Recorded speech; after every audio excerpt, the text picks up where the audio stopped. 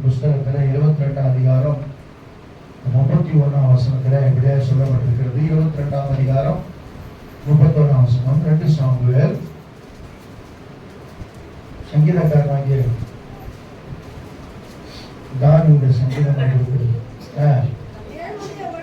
தேவனுடைய வழி உத்தமமானது, கர்த்தருடைய வசனம் உளவிடப்பட்டது, தம்மை நம்புகிற அனைவருக்கும். ஆமா, தேவனுடைய வழி உத்தமமானது. ஆண்டவர் ஒருபோதும் அவர் என்ன செய்ய நியாயத்தீர்ப்பு செய்கிற தேவன் அல்ல, ஒரு நீதியுள்ள நியாயாதிபதியா இருக்கிறபடினால ஆண்டவர் சொல்றாரு, கர்த்தருக்கு ஸ்தோத்திரம், எனக்கு அன்பான கர்த்தருடைய பிள்ளைகளே, தேவனுடைய வழி அது உத்தமமான வழிதான். அல்லேலூயா சொல்லுமா. ஆனா அந்த உத்தமமான வழியை பின்பற்றுவதற்கு வேதம் சொல்லுவது கர்த்தருடைய வசனம் புறவிடப்பட்டது. எல்லாருக்கும் அந்த வசனத்தை வியாக்கியானம் பண்ண முடியாது. நல்லா கவனிங்க. கிரமமா யார் ஒரு வேதத்தை அதிகமாக நேரம் கொடுத்து அதை வாசிக்கிறாங்களோ அவங்களுக்கு அந்த வசனத்தினுடைய துறவுகோள்கள் வெளிப்படும். எல்லாருக்கும் பைபிள் சும்மா பார்த்துட்டு போய்கிட்டே இருப்பாங்க, கிளாஸா போய்கிட்டே இருப்பாங்க. புடவிடுறா என்னது எங்க சொல்லுவோமா? அழிந்து போகிற பொன் அக்கினினாலே புடவிடப்படும், சோதிக்கப்படும். புடவிடுறத சோதனை. இந்த வசனம் கூட நம்ம புடவிடுமா? நீங்க சொல்லுவோமா? சில நேரங்களில் சொன்னாங்க சிஸ்டர், எல்லாமே நாங்கள் பலவீனமா இருக்கணும் சொல்லி வசனம் கூட நம்ம என்ன செய்யும், புடவிடப்படுகிறோம். ஏன்னா வேதம் சொல்லுகிறது, கர்த்தருக்கு ஸ்தோத்திரம், இப்படி புடவிடப்பட்டு நாம வரும்போதுதான் கர்த்தர் நம்மை சூழ பாளையம் இறங்கி விடுவிக்கிற கேடகமாய் நமக்கு இருப்பார். அல்லேலூயா சொல்லுவோமா? எபேசியர் பவுல் சொல்றார் இல்லையா, விசுவாசம் என்னும் கேடகத்தை பிடித்துக் கொண்டு நீங்கள் விசுவாசிக்கு எடுத்து நில்லுங்கள் சொல்லி சொல்றார். அப்ப ஆண்டவர் சொல்றார், தேவனுடைய வசனம் புடவிடப்பட்டது. அவர் சில நம்முடைய வாழ்க்கையில் நமக்கு புடவிடுகிறார். அப்ப என்ன செய்யணும், தேவ சித்த நிறைவேற நம்ம ஒப்பு கொடுக்கணும். அல்லேலூயா சொல்லுவோமா? வேதத்துல ஒரு அருமையான பாட்டு, பழைய பாட்டு, தேவ சித்தம் நிறைவேற என்னை ஒப்பு கொடுக்கிற. இயேசு கிறிஸ்து கடைசி நேரத்துல அவர் ஜெபத்துல சொல்றாரு, பிதாவே உம்மிடத்துல ஆவியை ஒப்புவிக்கிறேன்னு சொல்றாரு. ரெண்டாவது சொல்றாரு அந்த ஜெபத்துல, ஆயிரம் என் சித்தத்தின்படி அல்ல உம்முடைய சித்தத்தின்படியே எனக்கு கடவுள். நம்ம தேவ சித்தம் எல்லாருடைய வாழ்க்கையில் இருக்கிறது. சில நேரங்கள் ஆண்டவரை புடவிடுகிறார். பயங்கரமா இருக்கும், சோதனையா இருக்கும். ஏன்னா ஆண்டவரை இவ்வளவு ஜெபம் பண்றோம், இவ்வளவு காரியம் செய்யறோம், ஏன் நம்முடைய வாழ்க்கையில? ஏன்னா வேத வசனம் சொல்லுகிறது, கர்த்தருடைய வழி உத்தமமாய் இருக்கிறபடினால நம்மையும் அவர் உத்தமமாய் நடக்கும்படியாக விரும்புகிறார். அல்லேலூயா சொல்லுவோமா? அவரை போல நம்ம மாற்ற விரும்புகிறார். அப்போ என்ன செய்யறாருன்னா, அந்த வசனமானது நம்ம என்ன செய்யுது, புடமிடுகிறதா. இது யோபு சொல்றாரு, யோபு 28 அதிகாரம் 1ஆம் வசனத்தை வாசிக்கும் போது, வேகமா வாசிங்க. யோபு 28:1 வாசிக்கும் போது வாசிங்க. யோபு 28:1. வெள்ளிக்கு விளைவிடம் உண்டு, பொன்னுக்கு புடவிடும் ஸ்தலமும் உண்டு, இரும்பு மண்ணிலிருந்து எடுக்கப்படும். நல்லா பாருங்க, அழகா சொல்றாரு. எது எங்க கடிதம் சொல்லி யோபு அந்த நாட்களே எழுதுகிறார். அடுத்தது,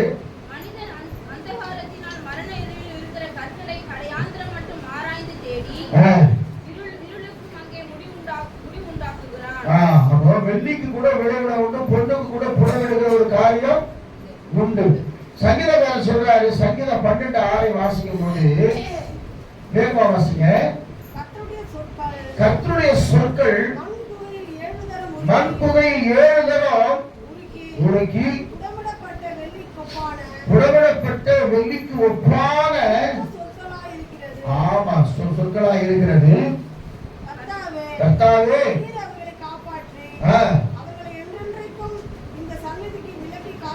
ஆமென். என்ன சொல்லுகிறது பாருங்க, கர்த்தருடைய சொற்கள் எப்படியா 7 தரம் புகையில 7 தரம் உருக்கி புடவிடப்பட்ட வெள்ளிக்கு ஒப்பாக. வெள்ளி அந்த கரிமெல்லாம் நீக்கணும்னா 7 முறை அதை சுத்தம் பண்ணணும். அப்படியே கல்லோட கலந்து வரும். இந்த உலகத்துல தான் எல்லாமே கிடைக்குது. யோபு சொல்ற போல இந்த உலகத்தை விட்டு வேற எங்கேயும் நமக்கு சப்ளை கிடையவே கிடையாது. செம்பா இருந்தாலும், ஈயமா இருந்தாலும், பித்தளையா இருந்தாலும், எதுவா இருந்தாலும், இந்த உலகத்துல இரும்பா இருந்தாலும் சரி, இந்த உலகத்துல தான் நமக்கு கிடைக்குது.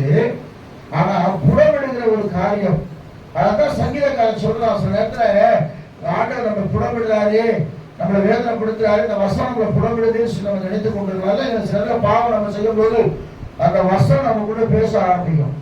கர்த்தருக்கு பிரியமில்லாத காரியத்தை நம்ம செய்யும் போது அந்த வசனம் நம்ம கூட பேச ஆரம்பிக்கும் போது, அதற்கு ஒப்பு கொடுக்கும் பொழுது ஆண்டவர் நமக்கு கேடகமா மாறினார். அதே சொல்லுவா. 66 சங்கீதம் ரொம்ப பிடிச்ச சங்கீதம். 66 சங்கீதத்துல 10ஆம் வசனத்தை வாசிக்கிறேன். கர்த்தருக்கு ஸ்தோத்திரம். தேவனே எங்களை சோதித்தீர், வெள்ளியை புடமிடுகிறது போல எங்களை புடமிட்டீர். நல்ல கவனிங்க, ஆண்டவர் இந்த காரியத்தை செய்வாரா அப்படின்னு நம்ம நினைக்கிறோம் இல்ல? அவர் சொல்றாரு, கர்த்தருக்கு ஸ்தோத்திரம். சில ஆண்டவர் அவர் சோதித்து அறிகிறார். அவர் நீதிமானை சோதித்து அறிகிறார். யாக்கோபுல நீதிமானா கர்த்தர் நீதிமானுக்கு வரும் துன்பங்கள் அநேகமா இருக்கும். ஆனாலும் அவை எல்லாவற்றிலும் நின்று அவனை கர்த்தர் விடுவிக்கிறவராக இருக்கிறார். நீங்க சொல்லுமா? இந்த உலகத்தாருக்கு அவ்வளவு நான் பார்த்தது, இவ சர்ச்சைக்கே வராம இருந்துச்சுங்களேன், நீங்க பாருங்க ரொம்ப ஜாலியா இருப்பாங்க, சந்தோஷமா இருப்பாங்க. எங்க சுத்திக்கிறாங்க தெரியாது, ஆனா ஜாலியா இருப்பாங்க, சந்தோஷமா இருப்பாங்க. சரியா ஜெபம் அவனை வாட்ச் பண்ணி பாருங்க, நல்லா ஜாலியா ஃப்ரீயா இருப்பாங்க. கர்த்தருக்கு ஸ்தோத்திரம். ரகசியமான சில தவறுகளை செய்யறவங்க பாருங்க, நல்லா ஃப்ரீயா இருக்கிறது போல தெரியும். அப்ப நம்ம நினைச்சுப்போம், நம்ம இவ்வளவு உண்மையா சர்ச்சைக்கு போடுவோம், இவ்வளவு ஜெபம் பண்றோம், எவ்வளவு வேதம் வாசிக்கிறோம், கர்த்தருக்கு உண்மையா இருக்கிறோம். ஏன் நம்முடைய வாழ்க்கையில சோதனை? ஆனா ஆண்டவர் எதுக்காக சோதிக்கிறாரா பாருங்க, எங்களை வெள்ளியை புடமிடுகிறது போல எங்களை புடமிட்டீர், எங்களை வலையில அகப்படுத்தி எங்கள் இடுப்புகளின் மேல் வருத்தமான பாரத்தை ஏற்றினீர். இடுப்புக்கு மேல வருத்தமான பாரத்தை சுமக்க முடியாதபடிக்கு வருத்தமான பாரத்தை ஏற்றினீர். அப்படின்னா என்னன்னா, எல்லாரும் மதிக்கக்கூடாதபடி நம்ம அவமானப்படுத்தப்பட்ட ஒரு வாழ்க்கை. தலைமையில் ஏறி போறோம்னு அர்த்தம், அவன் கால தலைமையில வச்ச என்ன அர்த்தம்? அடிமையா மற்ற மனுஷனுக்கு முன்பாக நாம நடந்தோம். தீயை போல பிரச்சனை நம்ம வாழ்க்கையில வந்தது, சமாளிக்கவே முடியாத பிரச்சனை. அதான் விவசாயிகள் சொல்றாரு, நீ தண்ணீரை கடக்கும் போது நான் உங்களோடு இருப்பேன், நீ அக்கினி நடந்தாலும் போகாதிருப்பாய், அக்கினி சுவாலை உன்னை பற்றாது. யார்களை கடக்கும் போது அவன் மேல் பொருளாதபடிக்கு நான் பாதுகாவேன். இப்படிப்பட்ட சோதனை நம்முடைய வாழ்க்கையில வரும். பிரியமான தேவனுடைய பிள்ளைகளே, 1ஆம் தேதி அதுவா நான் திரும்ப சொல்றேன். ஆண்டவர் சொல்றார், தேவனுடைய வழி உத்தமமான வழி. அதாவது சொல்றார், நானே வழி, நானே சத்தியம், நானே ஜீவன். ஏன் தைரியமா சொல்றாங்க? வழி உத்தமமானது, கர்த்தருடைய வசனம் புடவிடப்பட்டது. சொல்லுவாங்க, ஏன் சோதனை சகிக்கிற மனுஷன் பாக்கியவான், அவன் உத்தமன் என்று விளங்கின பின்பு கர்த்தராலே அவனுக்கு என்ன செய்யற வைக்கப்பட்டிருக்கிறாங்க கிரீடத்தை பெறுவான். இப்படி இப்படி தலைவர் புரியல கிரீடம் அவன் வச்சிருக்கிறான். மகிமையின் கிரீடம், வாராத கிரீடம், நிறைய கிரீடம் இருக்குது. கர்த்தருக்கு ஒவ்வொருவருக்கும் ஒவ்வொரு கிரீடம் கர்த்தர் வச்சுக்கிறார். அதனால பெற்றுக்கொள்ளத்தக்கதாக நம்ம வரணும்.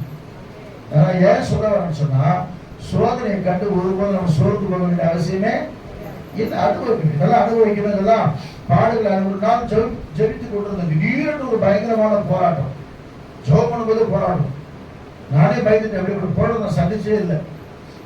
அப்படிதான் யோசனை பண்ணேன். ஆவியானவர் தெளிவா சொன்னார், பிசாசுக்கு எதிர்த்து நில்லுங்கள், அப்போது அவன் கூட விட்டு ஓடி போவான்னு பைபிள்.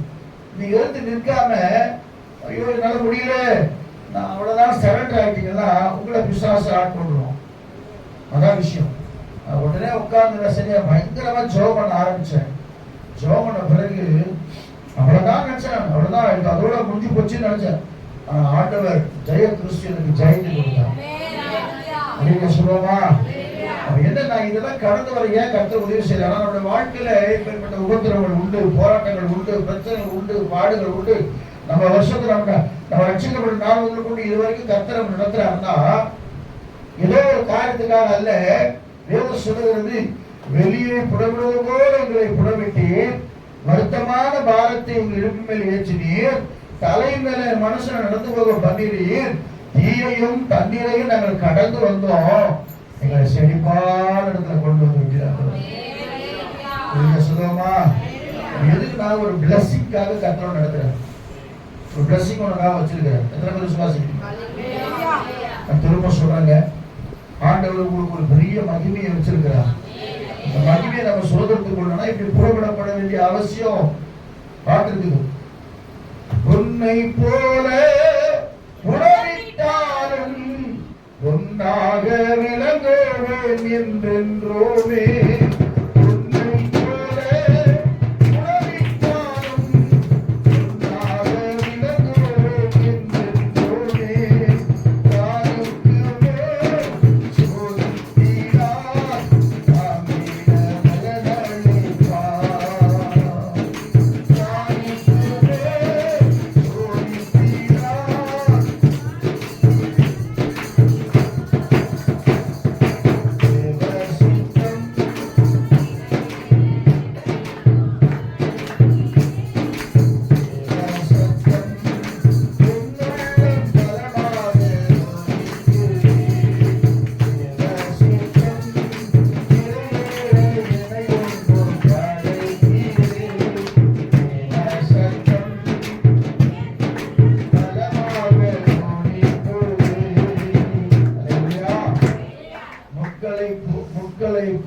முட்களுக்குள்ள ரோஜாக்குள்ள எப்படி இருக்கும்? பத்திரம்.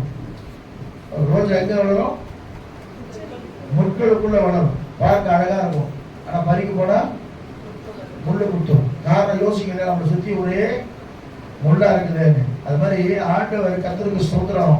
நம்ம எவ்வளவுதான் இதுவா இருந்தாலும் நமக்குள்ள எவ்வளவு புரண்ட கொடுக்குறாங்க. கர்த்தர் என்ன அர்த்தம்னா அவரை ஆஸ்வதிக்கப்படும்படியாக ஒரு சில வசனங்களை ஆண்டு ஞாபகப்படுத்தினாங்க. சங்கீதக்காரர் சொல்ற 26:3 வாசிக்கும் போது, சீக்கிரம் வாசிங்க. சங்கீதம் 26:3 வாசிக்கும் போது, உம்முடைய கிருபை கண்களுக்கு முன்பாக இருக்கிறது, உம்முடைய சத்தியத்திலே நடந்து கொள்ளுகிறேன். 105:19 வாசிங்க. 105:19 வாசிங்க. கர்த்தர் சொன்ன வார்த்தை நிறைவேறும் அளவும் யார புறப்பட்டுச்சு? யார புறப்பட்டுச்சு? அந்த வசனம் ஃபுல்லா வந்து யோசேப்பு புறப்பட்டுச்சு. கர்த்தர் சொன்ன அந்த காரியம் நிறைவேற வரைக்கும் அந்த வசனம் அவனை புறப்பட்டு சொல்லி சொல்லுகிறது. அப்ப என்னன்னா, கர்த்தருடைய வசனம் புறவிடப்பட்டது சொன்னா அது மறைக்கப்பட்டது, ரகசியமானது. அதனால்தான் யோனா சங்கீதத்துல சொல்லப்பட்டிருக்கிறது, தேவனுடைய வார்த்தை எப்படிப்பட்டதாக இருக்கிறதா? தேனிலும் மதுரமாக இருக்கிறது, அவைகளால் நான் ஒரு அடி என்ன செய்றேன்? எச்சரிக்கப்படுகிறேன் சொல்லி சங்கீதக்காரன் சொல்றான். அந்த 19 சங்கீதத்தை வாசிச்சு பாருங்க. 19 கடைசியில வாசிக்கும் போது கர்த்தருடைய வேதம் எப்படிப்பட்டதாக இருக்கிறதா? வேகமா வாசிக்க. கர்த்தருடைய ஸ்தோத்திரம். கர்த்தருடைய வேதம் குறைவற்றதும் ஆத்துமாவை உயிர்ப்பிக்கிறதுமாக இருக்கிறது. கர்த்தருடைய சாட்சி சத்தியமும் வேதை ஞானியாக்கிறதுமாக இருக்கிறது. கர்த்தருடைய நியாயங்கள் இருக்கிறது. கர்த்தருடைய கற்பனை இருக்கிறது. பயம் சுத்தமும் இருக்கிறது. நியாயங்கள் உண்மையும் இருக்கிறது. மிகுந்த பசும்பொன்னிலும் விரும்பப்படத்தக்கதும் தேனிலும் தேன் கூட்டிலிருந்து ஒழுகும் தெளி தேனிலும் மதுரமுள்ளதாக இருக்கிறது. அன்றியும் இவ்வளவுதான் இருந்தாலும் கூட நல்ல கவனிக்க. சிலத்துல நான் திரும்ப சொல்ல ஒரு ஈஸியான ஒரு ரகசியம் நான் ஒரு பரிசுத்தவான் சொல்றதை நான் கேட்டேன். வாழ்க்கையில போராட்டம் பிரச்சனை போராட்டம் பிரச்சனை போராட்டம் பிரச்சனை அப்படி தொடர்ந்து வந்துருதுனே இருக்கு சொல்றோம். மாத்திர கையில் வந்து விடலாம். 1 2 3 அப்படின்னா அவங்களுக்கெல்லாம் 10 ரூபா சந்தோஷமா இருக்கீங்க, ஜாலியாக இருக்கீங்க. கர்த்தர் நல்லவர். இல்லையா சொல்லுவோமா? அவர் சொன்னார் ஒரு ரகசியம், வேற ஒண்ணுமே பண்ணாதீங்க, பைபிள் நல்லா தொடர்ந்து வாசிக்கிட்டே இருக்கின்ற பைபிள. அதான் எங்களுக்கு கஷ்டம். பைபிளை தொடர்ந்து வாசிக்க வாசிக்க வாசிக்க வாசிக்க வாசிக்க உங்களுக்குள்ள போராட்டங்களை கொண்டு வருகிற பிசாசின் வல்லமைகளை தேவனுடைய வார்த்தையானது அழிக்கிறதா இருக்கிறது. நீங்க சொல்லுவோமா? அன்றியும் அவைகளால் உங்கள் அடியே எச்சரிக்கப்படுகிறேன். படிக்கும் போது ஆனவர் திரும்ப நம்ம பாவம் செய்யாதபடிக்கு, திரும்ப நம்ம தவறு செய்யாதபடிக்கு அந்த வசனமானது நம்மை புறவிடுகிறதா இருக்கிறது. ஆகவே நான் அன்பான கர்த்தருடைய பிள்ளைகள், இந்த காலை வழியில ஆண்டவர் சொல்றாரு, கர்த்தருடைய வழியானது உத்தமமானது, கர்த்தருடைய வசனமானது புறவிடப்பட்ட வசனமா இருக்கிறது அப்படின்னு சொல்லிட்டு அவர் சொல்றாரு. கர்த்தருடைய பரிசுத்த நாமத்துக்கு மகிமை உண்டாகட்டும். ஏசாயா 48:10 மாத்திரம் வாசிங்க. அடுத்த காலத்துக்கு நான் கிளம்பி போயிட்டேன். கர்த்தருக்கு சொல்ல வாசிங்க. ஏசாயா 48:10 வாசிங்க, சீக்கிரம் வாசிங்க. இதோ உன்னை புறவிட்டேன், ஆனாலும் வெள்ளியை போல அல்ல, உபத்திரவத்தின் புகையில உன்னை தெரிந்து கொண்டேன். என் நிமித்தம். ஹல்லேலூயா. ஆண்டவர் ஏன் புறப்பட்டாரா? இப்ப வசனம் என்ன தெரிஞ்சது உங்களுக்கு? இதோ நான் உபத்திரவத்தின் புகையில உன்னை தெரிந்து கொண்டேன். என் நிமித்தம். எதனாலனா? என் நிமித்தம். நீ என்னுடைய பிள்ளையா இருக்கிறபடினாலே உன்னை கொண்டு நான் செய்ய போற காரியம், இப்ப நீ சரியா ஒருத்தர் தேர்ந்தெடுக்கிறான்னு வச்சுங்களேன், ஒரு பொறுப்பு கொடுக்குறான்னு வச்சுங்களேன், எல்லாத்தையும் கொடுத்துட முடியுமா? அது கொடுத்தா செய்ய முடியாது அவங்களால. யார் அதை சரியா செய்வாங்கன்னு சொன்னா, அவங்க நம்ம கூட பழகி இருக்கணும், அவங்க எப்படிப்பட்ட நமக்கு தெரியணும், என்னென்ன காரியங்கள் செய்யறாரு. ஆண்டவர் சொல்றாரு, உன்னை ஏன் புடவிட்டார் தெரியுமா? வெள்ளியை கர்த்தருக்கு ஸ்தோத்திரம் புடவிடுவது போல உன்னை புடவிட்டேன். ஏன் தெரியுமா? என் நிமித்தமே நான் உன்னை அப்படி செய்தேன். அல்லேலூயா சொல்லுமா? அல்லேலூயா சொல்லுமா?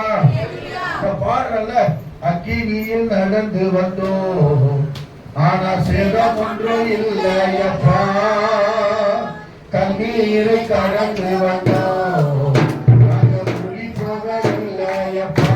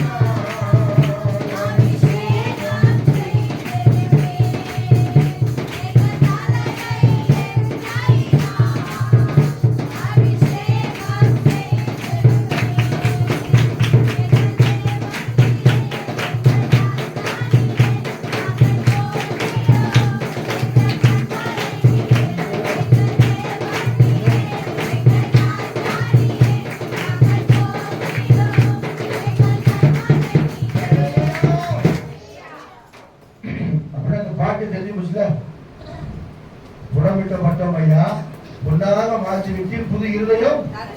ஆமா கேட்பாங்க, பாஸ்டர் மட்டும் எப்படி பிரச்சனையே வராதா? நமக்காக சொல்ல பண்றாருன்னா நமக்காக பண்ற பிரச்சனையே இல்லையா? அவர் மனுஷனே இல்லையா? அவர் தேவதூதனா இல்லை? எனக்கு உண்டு. ஆனா இந்த வசனமானது நம்ம புறப்படுகிறதாக இருக்கிறது. சொல்லுமா? அப்ப என்ன, தம்மை நம்புகிற அனைவருக்கும் அவர் கேடகமாக இருக்கிறார். அந்த புறப்படப்பட்ட வாழ்க்கையை கடந்து போகிற தேவ பிள்ளையே ஆண்டவருக்கு கேடகமாக இருக்கிறார். வேத சொல்லுது அவர் எப்படிப்பட்ட கேடகம் சொன்னா, ஆதியாகமத்தின் புஸ்தகம் 15ஆம் அதிகாரம் 1ஆம் வசனம் வாசிங்க. ஆபிரகாமை கர்த்தர் அழைக்கிறார். ஆனா அவருக்கு ஒரு வாக்குத்தத்தம் பண்றார். என்ன வாக்குத்தத்தம் சொன்னா, வாசிங்க கர்த்தருக்கு ஸ்தோத்திரம். இந்த காரியங்கள் நடந்த பின்பு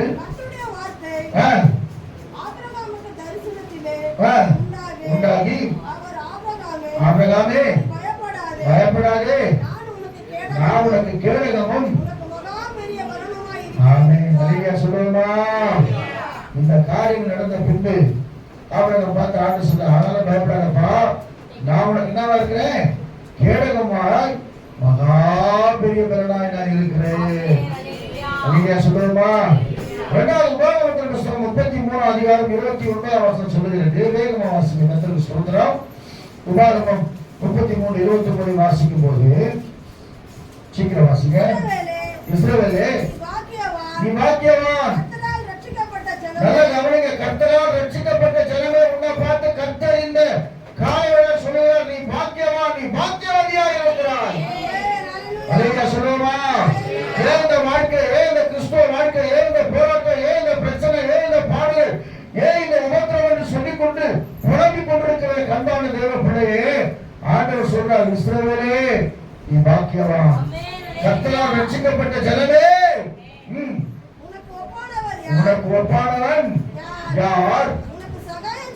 உனக்கு சகாயம் செய்யும் கேடகமும் உனக்கு மகிமை பொருந்திய பட்டயமும் அவரே. உன் சத்துருக்கள்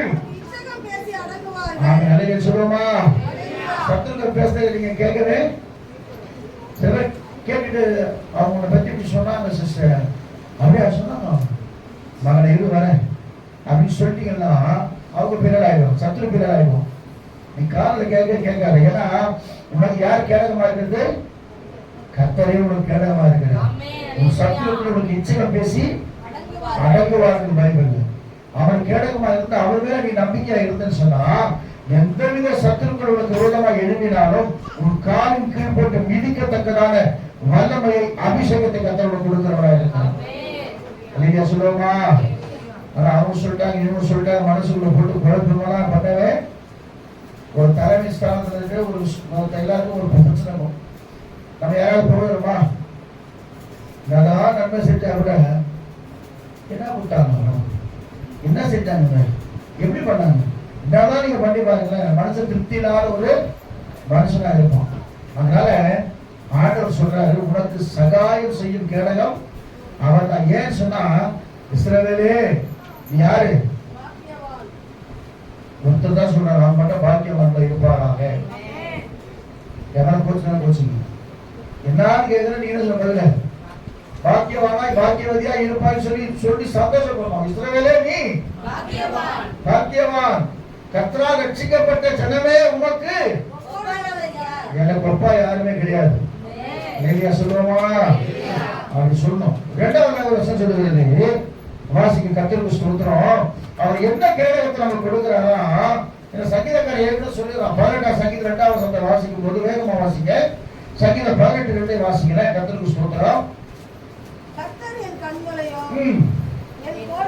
என் கோட்டையும் என் ரட்சகரும் ஆமென். நான் நம்பி இருக்கிற என் துருகமும் என் கேடகமும் என் ரட்சணிய கொம்பும் என் உயர்ந்த அடைக்கலமுமாய் இருக்கிறார். ஒரு காரியத்தை ஆண்டவர் செய்றார் இல்ல?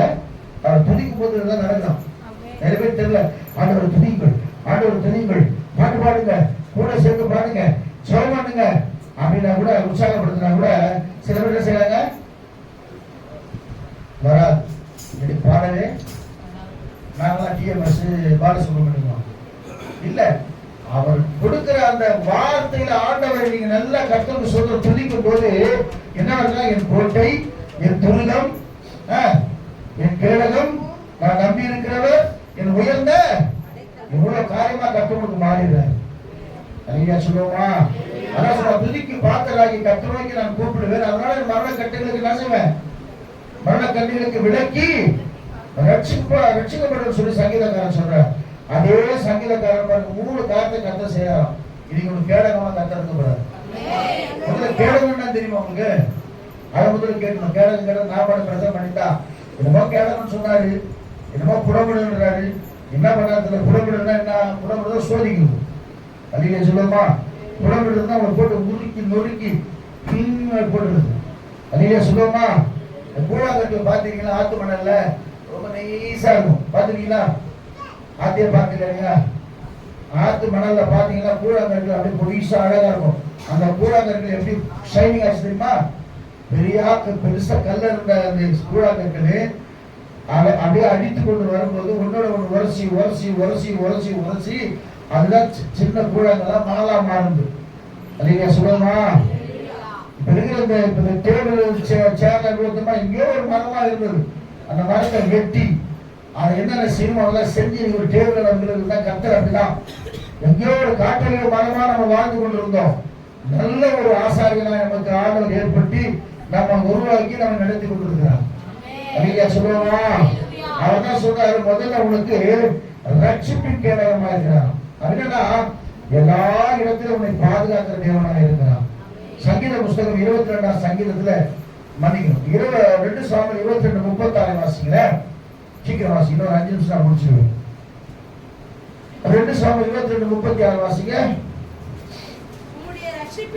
உம்முடைய ரட்சிப்பின் கேடகத்தை எனக்கு தந்தீர், உம்முடைய காருண்யம் என்னை பெரியவனாக்கும்.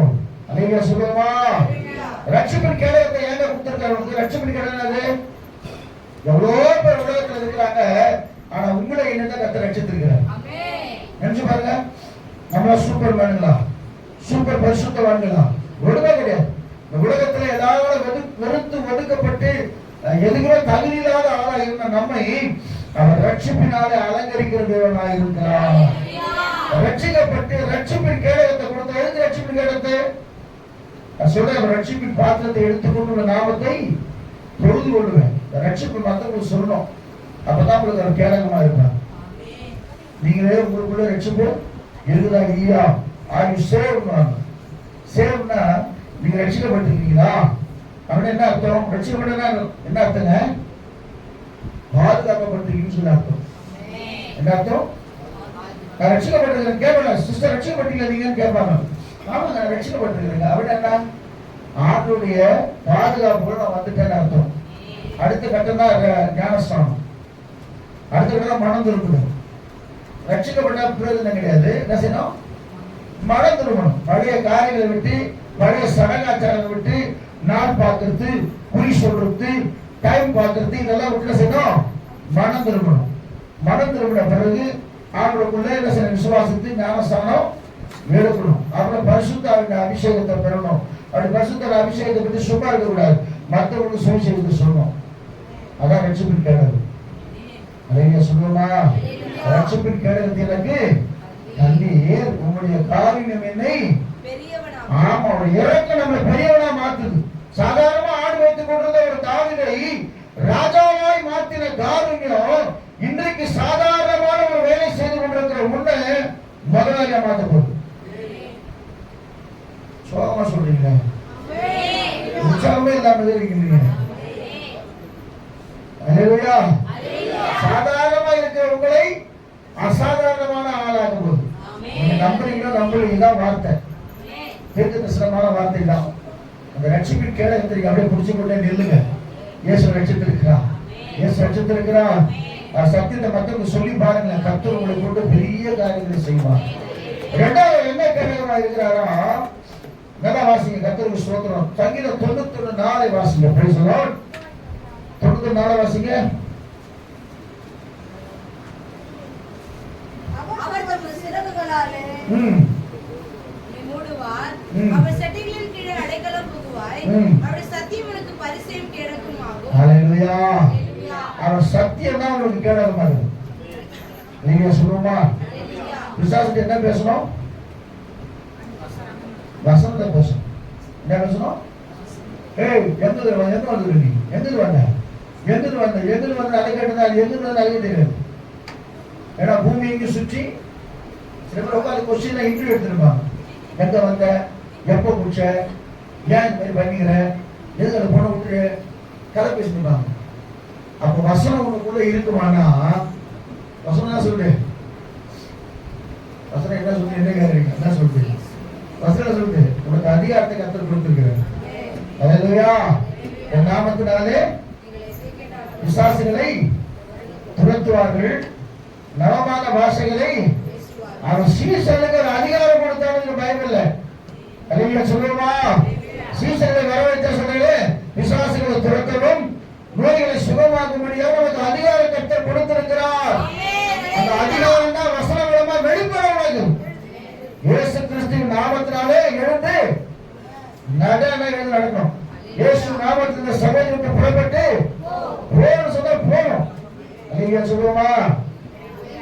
ஆண்டவரிடம் தேவனாகிய கர்த்தரை பரீட்சை பாராதிருப்பாயாக. மனுஷன் அப்பத்தினால மாத்திரமல்ல, தேவனுடைய வாழ்ந்த பிறகு ஒவ்வொரு வார்த்தையாலும். நீங்க உண்மையாவே போய் சிஸ்டர் கவலைப்படாதீங்க, இந்த நோயிலிருந்து கர்த்தர் உங்களை பரிபூர்ணமான சுகமாக்க போறாரு. அவங்க ஹாஸ்பிட்டல பெருக செய்ய போறாரு, உங்களை விடுதலையாக்க போறாரு சொல்லி ஜெபம் பண்ணுங்க. அந்த வார்த்தை அப்போ படிக்கும். படிக்குமா படிக்காதா? என்ன வசனம் அப்படி சொல்லுது. நம்மள அதுக்காக அந்த அதிகாரத்தை கர்த்தர் கொடுத்துருக்கிறார். எல்லாருக்கும் கொடுத்துருக்காரு. பாஸ்டர்ஸ் மாத்திரம் இல்ல, விசுவாசிக்கிறவர்கள் நடக்கும். அப்படியே பைபிள்ல 16:16 வாசிங்க. மார்க் 16:16 சீக்கிரம் வாசிங்க. மார்க் 16:16 வேகமா.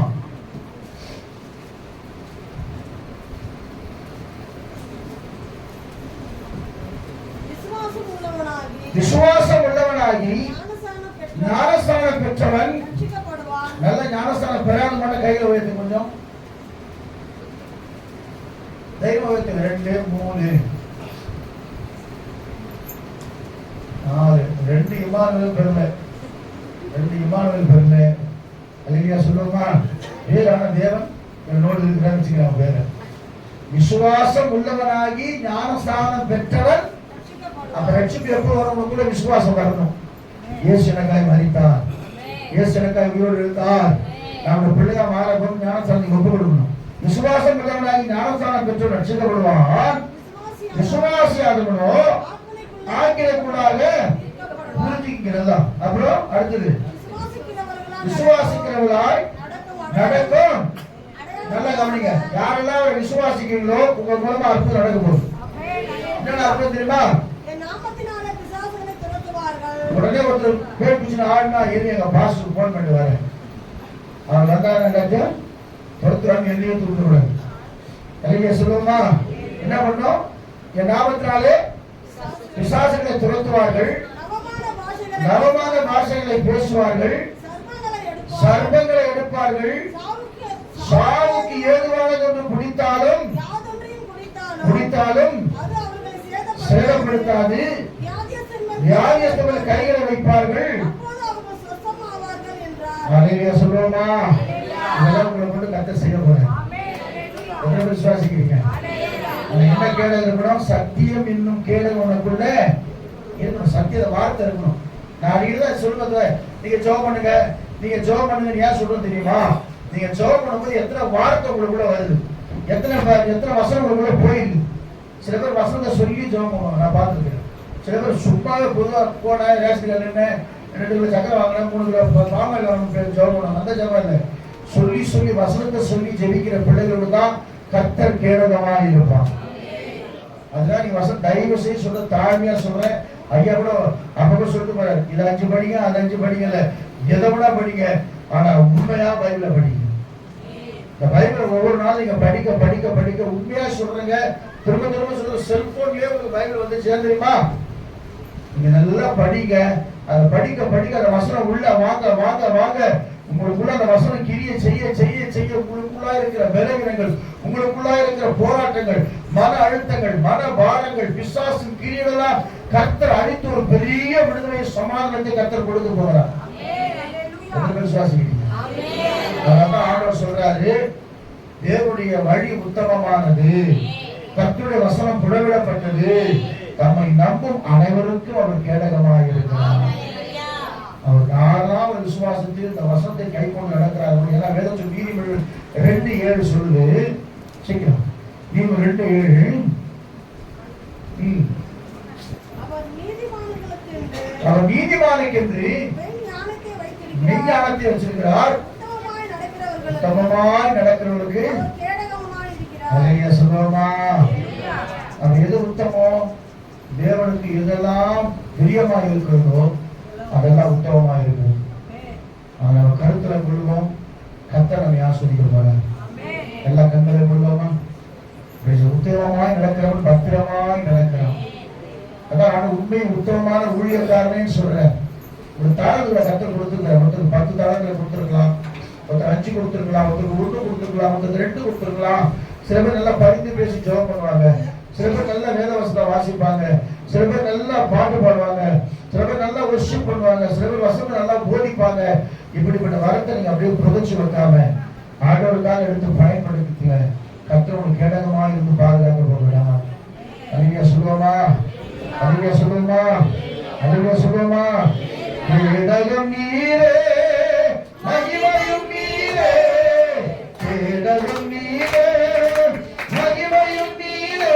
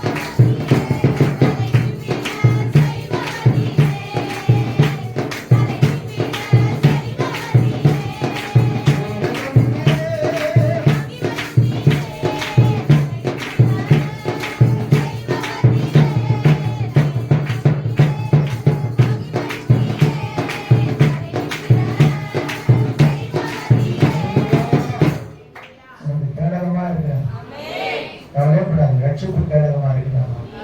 வசனத்துக்குள்ள நம்மளை பாதுகாக்கிறவங்களா இருக்கிறாங்க.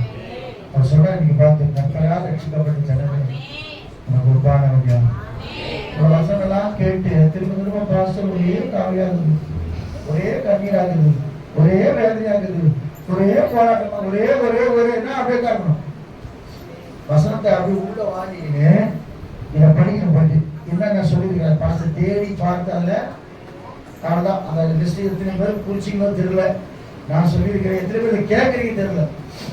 எழுதி இருந்தால் அதை பார்க்கலாம்னு நினைக்கிறேன். நீங்க யாரும் அதை பார்க்கறதே இல்லை. மெசேஜை உட்காந்துட்டு மெசேஜை பார்த்தீங்கன்னா நல்லது, இல்லைன்னா வேற என்ன பார்த்துருந்தீங்கன்னா கஷ்டம். இந்த உள்ளத்துல ஆவியானவர் கிரியை செய்து உங்களுக்கு கேடகமாக அவர் மாற போறார். பக்கத்தில் பேசுறீங்க, உங்களுக்கு ஒரு கேடகமாக இருக்கிறது. நீ பயப்படாதீங்க. கர்த்தரே உங்களுக்கு கேடகமாக இருக்கிறார். ரட்சிப்பின் கேடகமாக இருக்கிறார். வசனத்தின் மூலமாக கேடகமாக இருக்கிறார். கர்த்தருடைய ஆசீர்வாதம். அதே கண்களை மூடி தேவசனத்தில் கொடுக்கப்பட்ட வார்த்தைக்காக நம்ம கர்த்தரை ஸ்தோத்திரம் பண்ணுவோமா?